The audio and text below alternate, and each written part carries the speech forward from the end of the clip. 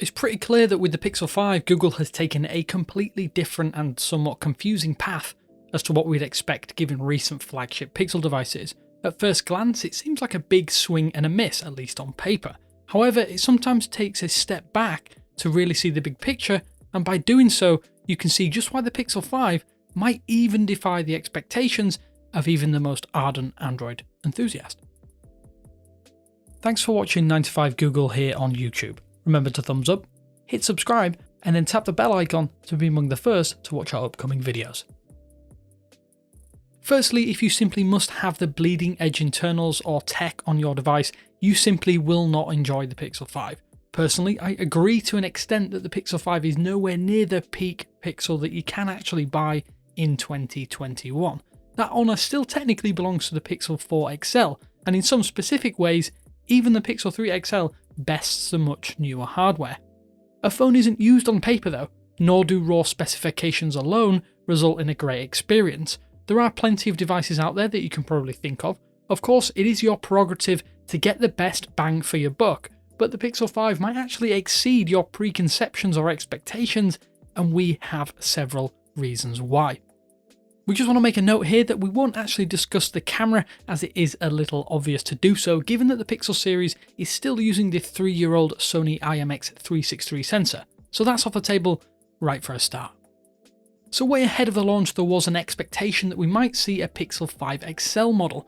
Those hopes were dashed and only one size was offered at launch. The Pixel 4a 5G does manage to fill in nicely, but it isn't quite the same as an out-and-out large Pixel 5. It does mean for the first time that the best Pixel in the newest lineup tops out with a 1080p panel, as QHD Plus is skipped for the first time on a flagship Google phone. While Pixel peepers will be annoyed, it's actually the finest display on a Google smartphone to date. For the first time on an Android device as well, you're getting uniform bezels on all sides. It's amazing to think it has taken this long, but it's one of the best quality of life additions to the Pixel 5 series. This little OLED is a solid panel too. Sure, it's not the best out there, but the 90Hz refresh rate, colour accuracy, and day-to-day experience is genuinely superb.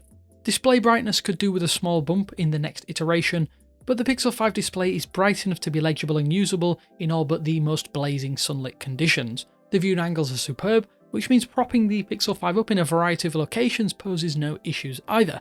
It's just a really excellent display that feels just as good as it looks, thanks to that dynamic 90Hz refresh rate. Those questioning Google's usage of the Qualcomm Snapdragon 765G chipset rather than the Snapdragon 865 are well within their rights to do so.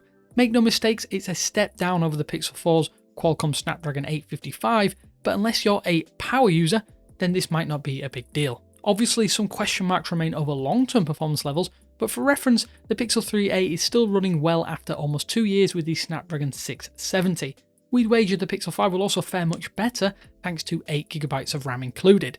We won't insult your intelligence though, as if you want to play 3D games at their highest frame rates and fidelity, or want to render out tons of 4K videos from your smartphone, we'd say definitely go out and up your budget and grab a device with a better chipset if you simply must be able to do those things.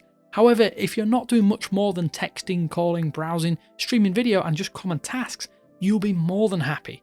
Performance levels shouldn't really let up either, as the Pixel experience is a relatively lightweight skin, and although not exactly the most feature rich, does run well on even older comparable internals. Over time you may notice some minor dips, but not to the detriment of the Pixel 5's experience, so long as you keep your overall expectations in check. Despite packing in a 6-inch panel, the Pixel 5 is almost unexpectedly smaller than you might have realised. The tiny uniform bezels on all sides and usage of a punch-hole display notch mean that while you get a decently sized workable and usable area, the chassis is more compact than you're probably used to. To put it into perspective, the display on the Pixel 5 is actually larger than that of the Pixel 2 XL, all while shaving off some substantial frame bulk. Slap a case on and it still feels much smaller and svelte than the competition. It's easy to see the appeal of a slab-style smartphone, but a well-refined smaller piece of tech will always be an excellent alternative and one that people look to pick up. The soft curves also help it nestle into your hand no matter how big your digits happen to be. For those like myself with large hands, it's eminently more usable one-handed. That's something sorely missing from many supposed flagship Android devices, and it's one of the more lovable aspects of the Pixel 5. Yes, we think that the Pixel 5 may actually defy your expectations of what durable means in 2021. Glass sandwiches are likely going nowhere, and it can scream premium, but the Pixel 5 has a unique makeup and finish that might prove to be more durable in the long term. The move away from a glass rear panel into an aluminium unibody is a good one, and it has what I would call a comfortable bioresin finish. It feels in some ways like soft touch plastic, but of course plastic or polycarbonate should never be considered a negative unless done poorly. It's quite grippy and should mean that drops are not much of a problem, although I have dropped the Pixel 5 without a case, and save a few very minor scuffs, it is pretty much unscathed. Bigger drops will only dent or chip rather than shattering or breaking, which is a big bonus. I like also not having to baby the Pixel 5, and there is a big bonus here that bioresin finish aids the IP68 water and dust resistance of the aluminium frame.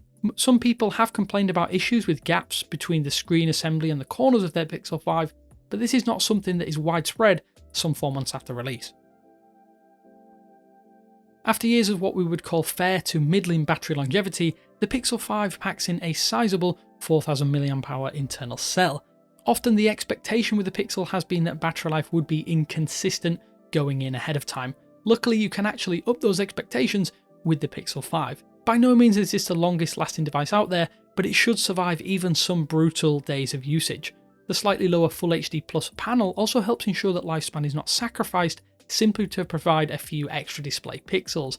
Unless you are glued to your device for over 8 hours per day, then the latest Pixel can hang in there with some headroom to spare. In our full review of the Pixel 5, we stated that by lowering many preconceived expectations, Google has managed to provide a package that makes some sense at its proposed price point. That still rings true some 4 months down the line. If you value cutting-edge specifications but slow software updates or the highest resolution displays and enough cameras to cover almost every focal length worth using on a smartphone, then we do say look elsewhere. The Samsung Galaxy S20 FE is one such alternative, but the Pixel 5 manages to provide all of the fun, flavour and camera prowess you'll likely need at its proposed price point. That said, have you picked up Google's latest device for yourself?